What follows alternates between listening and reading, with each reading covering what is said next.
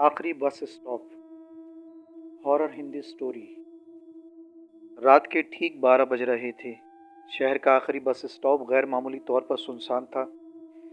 पीली street light बार बार जल बुझ रही थी, जैसे किसी अनदेखे खतरे की वार्निंग दे रही हो।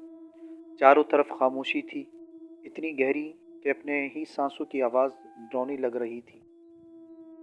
राहुल वहाँ अकेला खड़ा था। ये इसकी आखिरी उम्मीद थी, रूट नंबर 27 की आखिरी बस। अचानक हवा में एक सरगोशी गूंजी। राहुल, इसका दिल जोर से धड़का। इसने फौरन पीछे मुड़कर देखा, मगर वहां कोई नहीं था। शायद वहम है, इसने खुद को तसल्ली दी। इसी लम्हे एक पुरानी जंग आलूदा बस आकर रुकी। इसके ब्रेक चीखे जैसे बरसों बाद इस्तेमाल हुए हों।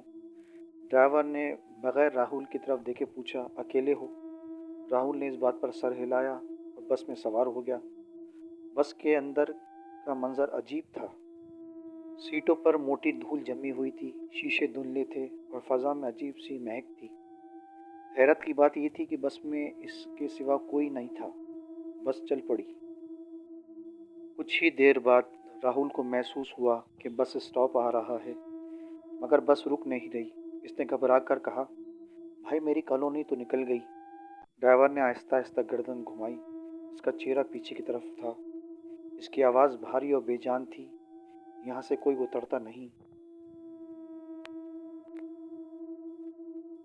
अचानक बस की तमाम लाइट्स बंद हो गईं। अंधेरे में राहुल ने महसूस किया कि वह अब अकेला नहीं है। इसके इर्द गिर्द खामोश साए बैठे थे। खोखली आंखें इसे घूर रही थीं।